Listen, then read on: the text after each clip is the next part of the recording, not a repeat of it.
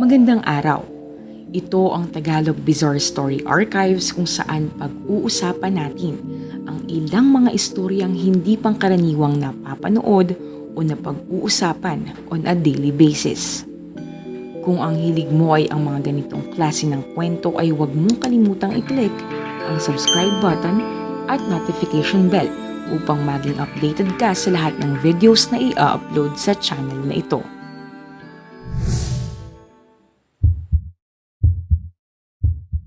Ang kaso ng bading na nangmolestya sa mahigit 200 kalalakihan. Hindi natin kilala ng lubusan ang lahat ng tao sa ating paligid.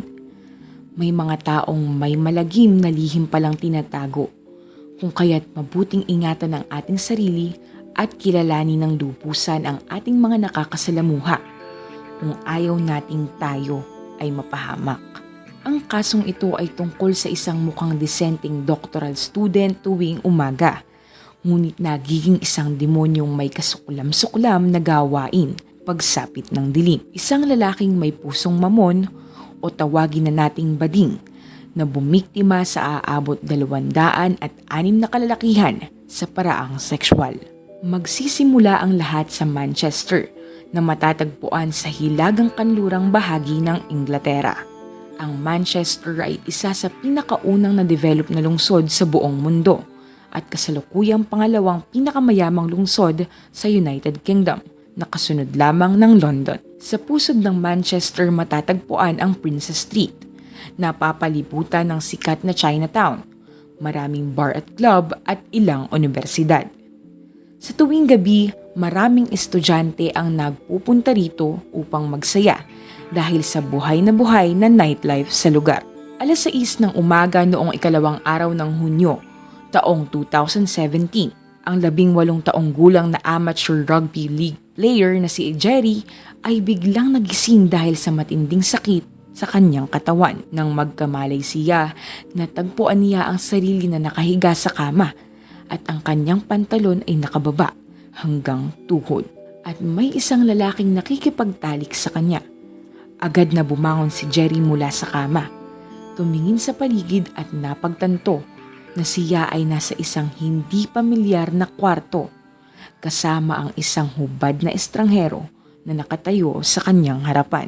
Sa mga sandaling iyon, habang nararamdaman ang parehong pisikal at emosyonal na sakit, naunawaan niyang siya na isang bruskong lalaki ay ginagahasa ng kapwa niya lalaki. Nabuo ang galit sa loob ni Jerry dahil sa pagkawala ng kanyang dignidad. Gamit ang kanyang mga kasanayan bilang isang rugby player, si Jerry na matangkad at malakas ay nagpumiglas at binalingan ng magkakasunod na suntok ang mas maliit at mas mahinang lalaking umaabuso sa kanya. Walang nagawa ang lalaki at nauwi itong bugbog sarado at nawalan ito ng malay. Pagkaraan, tumawag si Jerry ng pulis, ngunit nang dumating ang mga pulis, nakita nilang may maliit na lalaking nakahandusay sa sahig. Hindi gumagalaw at mukhang sugatan. Habang si Jerry ay mistulang maayos ang kalagayan at walang galos. Inisip ng mga pulis na ang nakahandusay na lalaki ang siyang biktima. Dahil dito, inaresto si Jerry dahil na rin sa hinala ng mga pulis na siya ang agresibong umatake sa lalaki. Samantala, ang walang malay na lalaki ay dinala sa kalapit na Manchester Royal Hospital para sa agarang gamot. Sa kabila ng desperadong pagpapaliwanag ni Jerry na siya ang tunay na biktima, hindi siya pinaniwalaan ng mga pulis. Sa isip ng mga pulis ay malinaw na si Jerry ay nasa maayos na kondisyon, kung kaya't wala sa kanya ang simpatya ng mga ito. Sa sandaling iyon, dinala si Jerry sa estasyon ng pulisya para imbestigahan bilang sospek. Habang ang lalaking nagpapagamot sa ospital ay nagpakita ng kakaibang kilos ng magkamalay. Hindi siya nakipagtulungan sa investigasyon ng mga pulis at tumangging buksan ang kanyang cellphone para suriin. Sa pagpipilit ng mga pulis ay na-access kalaunan ang kanyang cellphone, ngunit inagaw niya ang telepono mula sa mga pulis. Maliwanag sa mga pulisya na may lihim itong ayaw mabunyag sa kanyang telepono. Nang mabawi ito ng mga pulis ay natuklasan nila na puno ito ng pornograpikong video na nagpapakita na ang lalaking nasa kanilang harapan ay nang aabuso ng iba na pawang mga lalaking walang malay tao. Puntong iyon, napagtanto ng mga pulis ang tunay na nangyari. Lumalabas na si Jerry ay isang ordinaryong tao lamang at ang maliit na lalaking sugatan at dinala sa ospital ang siyang tunay na salarin. Ang lalaking nang abuso kay Jerry ay nagngangalang Reynard Sinaga. Ipinanganak noong 1983 sa Sumatra, Indonesia. Mula sa isang mayamang pamilya, ang kanyang ama ay isang matagumpay na negosyante na nagmamay-ari ng pribadong bangko. Kaya't si Sinaga ay namuhay ng marangya mula pagkabata. Sa kabila ng ganitong estado, hindi siya umasa lamang sa yaman ng kanyang pamilya at nagsumikap siya sa kanyang pag-aaral. Noong taong 2006, matagumpay na nagtapos si Sinaga sa University of Indonesia ng bachelor's degree in architecture at nagpunta sa United Kingdom para sa karagdagang pag-aaral. Dumating siya sa University of Manchester noong Agosto 2007 at mabilis na nakakuha ng master's degree sa urban planning. Hindi pa doon natapos. Noong 2011, nakakuha din siya ng master's degree in sociology. Hindi malinaw kung ayaw ni Sinaga magtrabaho o talagang mahal niya ang akademikong buhay. Noong Agosto 2012, nagsimula siyang mag-aral ng doctorate degree sa University of Leeds na tumagal ng 4 na taon. Sa kasamaang palad, hindi na nito naipasa ang kanyang thesis matapos itong mahuli ng mga pulis. Sa panahon ng kanyang pag-aaral, si Sinaga ay nanirahan sa UK na suportado ng kanyang ama. Kung titignan, siya ay mukhang elegante at desente, dala marahil ng kanyang family at educational background. Gayunpaman, hindi akalain ng sinuman ang natuklasan ng mga pulis sa kanilang investigasyon. Lumantad ang mga kahindik-hindik na krimen na ginawa ni Sinaga na bihirang makita sa buong UK o maging sa buong mundo. Sinuyod ng mga pulis ang apartment kung saan naninirahan si Sinaga na matatagpuan malapit sa Princess Street na pinapapalibutan ng maraming bar at club. Ang apartment ay hindi rin kalayuan sa Manchester Gay Village, kaya marahil doon ito napiling manirahan. Si Sinaga ay bading at hindi ito lingid sa mga nakakakilala sa kanya. Sa loob ng apartment, natagpuan ng mga pulis ang maraming basyo ng alak, iba't ibang hallucinogenic substances, kagamitan sa pagkuha ng video, at mga aparato para sa pagsisave ng mga files. Sa mga nakalap na videotape ay umabot na sa daan ang mga lalaking naabuso. Isa sa mga pinagtataka ng mga pulis ay kung bakit bukod kay Jerry ay wala ng ibang nag-report ng kaso sa mahabang panahon na ito. Maingat na sinuri ng mga pulis ang pagkakakilanlan ng mga biktima sa video at nakumpirma ang kabuoang 206 na kalalakihan ang nasa iba't ibang footage. Tanging 136 sa kanila ang maaaring makilala, habang ang natitirang 70 ay hindi makilala. Dahil dito, sinimula ng mga pulis ang paghahanap sa mga biktimang ito para sa pagkolekta ng ebidensya. Nadiskubre na ang mga videotape ay posibleng nagsimulang kunan mula taong 2015 o mas maaga pa sa taong ito. Bilang resulta, maraming biktima ang lumitaw sa mga video ay umalis na sa lugar na hindi nakatulong sa paghahanap ng ebidensya at pagpapatibay ng kaso. Nagsimulang bisitahin at kontakin ng mga investigador ang maraming biktima sa Inglaterra at sa iba't ibang bahagi ng mundo. Ito ay isang malawak at matagal na proseso. Karamihan sa mga biktima ay hindi alam na sila ay biktima hanggang sila ay kontakin ng mga pulis. Marami sa kanila ay nagising sa apartment ni Sinaga. Iniisip na sila ay nakainom lang ng sobra at mabait na inalagaan ni Sinaga. Ang ilang biktima, dahil na rin sa pagiging maselan ng sitwasyon, ay piniling manahimik na lamang at tumangging makipagtulungan sa pulisya. Nauunawaan ng mga otoridad ang naging posisyon ng mga biktima. 48 biktima ang matapang na hinarap si Sinaga sa korte. Sa loob ng korte, si Sinaga ay nanatiling kalmado. Walang bahid ng pagsisisi at madalas pang ngumiti. Tumanggi siyang umamin sa lahat ng akusasyon at iginiit na ang lahat ng lalaking kanyang katalik ay pumayag sa naturang aktibidad. Ipinilit niyang nagpapanggap lang na natutulog ang mga biktima. Sa kabila ng hindi paggalaw ng mga lalaki sa mga footage, sinabi niyang sila ay nasisiyahan. Ang depensa ni Sinaga ay lalong naging hindi kapanipaniwala matapos niyang sabihin ang lahat ng 48 nag-akusa ay nagpilit umano na sa kanyang apartment magstay. Siyempre, hindi naniwala ang hukom sa kwentong ito at alam ng 48 biktima na gawa-gawa lang niya ito. Upang ilantad ang kanyang kasinungalingan, kailangang ilabas ng pulisya ang mga video na nakinuha sa kanyang tahanan.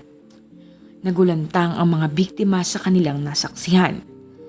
Ang makita ang kanilang sarili habang inaabuso ay nagdulot ng kakaibang sakit at pagkalito sa kanilang isipan. Paano nangyari ang ganon nang wala silang kamalay-malay? Maririnig ang paghilik ng maraming biktima sa video na malinaw na sumasalungat sa mga pahayag ni Sinaga. Sa 48 individual na nagpapanggap na natutulog, si Tony ang unang nabiktima. Noong 2015, sa edad na 22, siya ay sobrang nakainom sa club. Nang magising siya, nasa apartment na siya ni Sinaga. Siya ay nakakaramdam ng hindi maganda at ang kanyang katawan ay puno ng suka. Hindi niya masyadong pinansin ito at nagpasalamat pa kay Sinaga sa pag-aalaga sa kanya. Si Sinaga ay madalas ding magyabang sa social media tungkol sa kanyang mga nagawa. Sa kanyang mga cryptic posts sa social media ay tila may pahiwatig ang mga ito sa masamang gawain niya. Noong Enero 2015, biniktima ni Sinaga ang isang 19 na taong gulang na lalaki. Noong panahon na iyon, ang lalaki ay nagkaroon ng pagtatalo sa kanyang kasintahan at nabigyan si Sinaga ng pagkakataon nang siya ay nag-iisa. Pagkatapos, ipinagyabang pa niya sa kanyang mga kaibigan na siya ang piniling pakisamahan ng lalaki kaysa sa kanyang kasintahan. Noong Setyembre 2016, sa loob ng 24 na oras, nabiktima ni Sinaga ang dalawang lalaki. Isa sa mga nabiktima ay si Jack, na 19 na taong gulang at sobrang nakainom noong araw na iyon. Pagkababa ng taxi, nakilala siya ni Sinaga at nagpunta sila sa apartment nito. Kinabukasan, nagising si Jack at nakita ang sarili na hubad.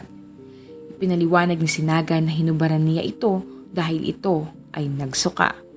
Nagtangka pa si Sinaga na magpakita ng motibo na tinanggihan ni Jack.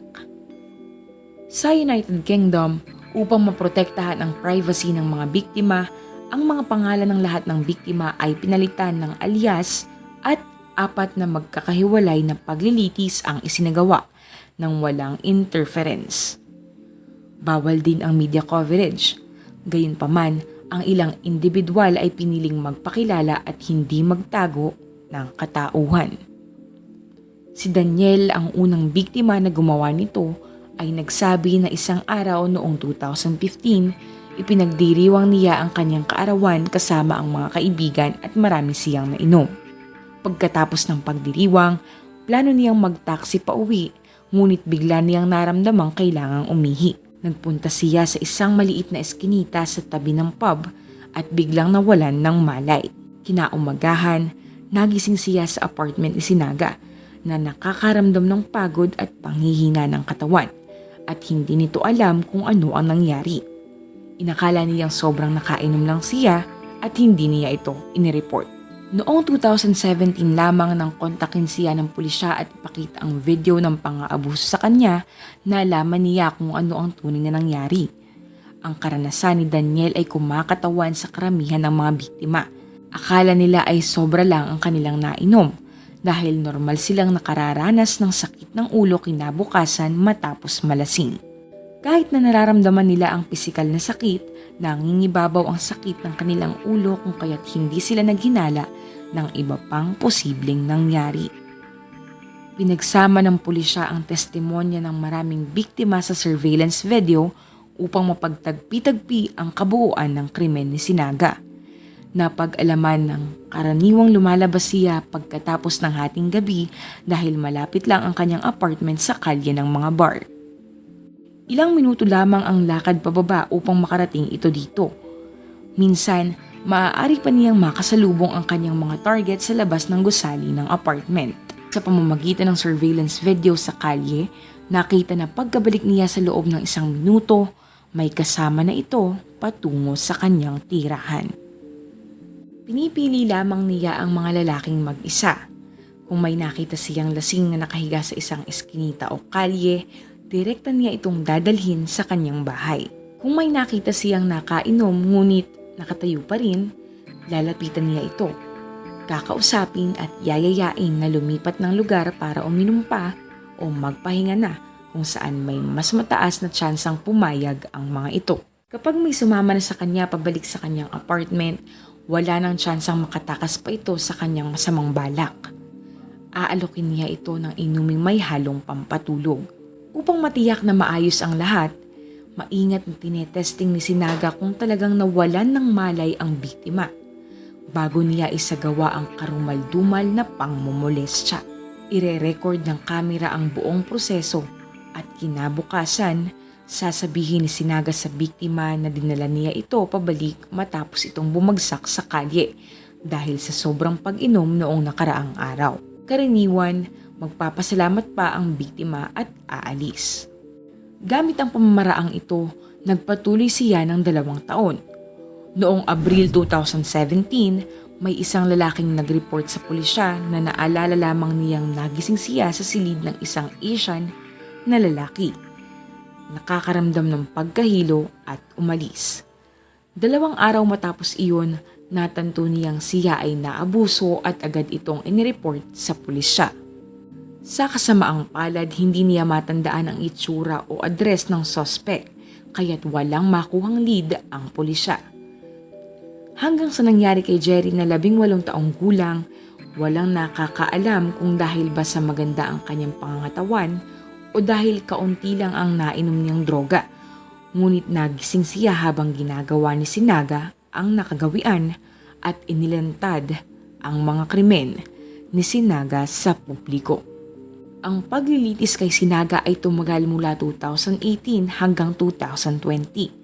Sa kabila ng pagtanggi niyang umamin, nahatulan siya ng 159 na kaso ng sexual offenses at sinentensyahan ng 88 habang buhay na pagkakakulong dahil sa patong-patong na mga ebidensya.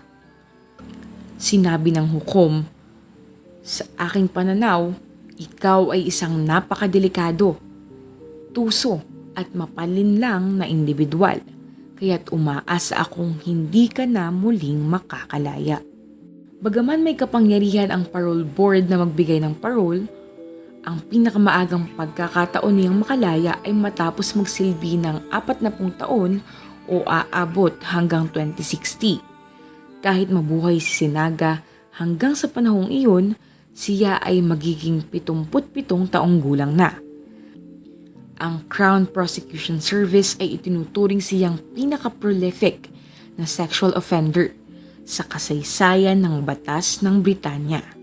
Sa katunayan, sa buong mundo, ang ganito karaming krimen kung saan ang mga lalaki ang biktima ay walang kapantay. Sa kanyang nagawa, nag-iwan si Sinaga ng negatibong impresyon ng Indonesia sa buong mundo. Maraming Indonesians ang nasuklam kay Sinaga at nagpahayag ng kanilang mga opinyon sa social media na si Sinaga ay kahihiyan sa bansa. Ang iba ay nararamdaman na ang sentensya ay masyadong magaan at dapat siyang hatulan ng kamatayan. Ngunit malinaw na ito ay imposible. Ito ay dahil sa ang UK ay matagal nang binuwag ang parusang kamatayan. Ayon sa isang biktima, sana'y gugulin ni Sinaga ang natitirang buhay sa bilangguan. Hindi lamang para sa ginawa niya sa akin, kundi pati na rin sa sakit na idinulot niya sa marami. Nagdulot ng matinding sakit at pagdurusa.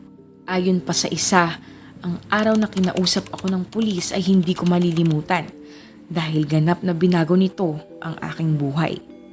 Para naman sa isang biktima, sana'y dahan-dahan siyang mabulok sa bilangguan upang maramdaman niya ang sakit at paghihirap na aking naramdaman.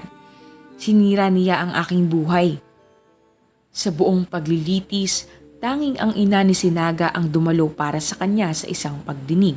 Sinabi niya sa media na hindi niya alam na ang kanyang anak ay bakla, na sila ay pawang mga debotong Kristiyano at hindi makapaniwala sa katotohanan. Ang ama ni Sinaga ay kalaunang nagsabi sa publiko na ang kanyang anak ay nararapat sa sentensyang ipinataw sa kanya. Ayoko na siyang makita o pag-usapan pa ang kasong ito, wika ng kanyang ama. Lumaki si Sinaga sa isang debotong Kristiyanong pamilya at kahit sa UK, madalas siyang pumunta sa simbahan. Nakita siya ng kanyang mga kaibigan na maraming beses na pumunta sa simbahan at lahat sila ay nagsasabing siya ay isang napakabait na tao at mahirap isipin na gagawa siya ng ganitong bagay. Maging ang mga kaklase ni Sinaga sa universidad sa Indonesia ay nagsabi na siya ay matalino, masiyahin at optimistiko. Normal lang ang kanyang sexual orientation, kaya tila naging bakla lamang si Sinaga nang lumipat siya sa UK. Nang una siyang dumating sa UK, nanirahan siya sa ibang lugar bago lumipat sa lugar na malapit sa gay village. Isang posibilidad din ay bakla na si Sinaga noon pa man, ngunit hindi tinatanggap ng mga Indonesians ang ganitong bagay, kaya't hindi niya ito maipakita.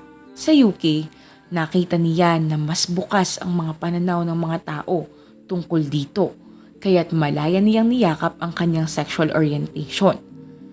Matapos ang kasong ito, ayon sa statistics ay tumaas ang mga lalaking nagre-report ng katulad na pang-aabuso. Ito ay nagbigay babala sa atensyon ng lokal na komunidad.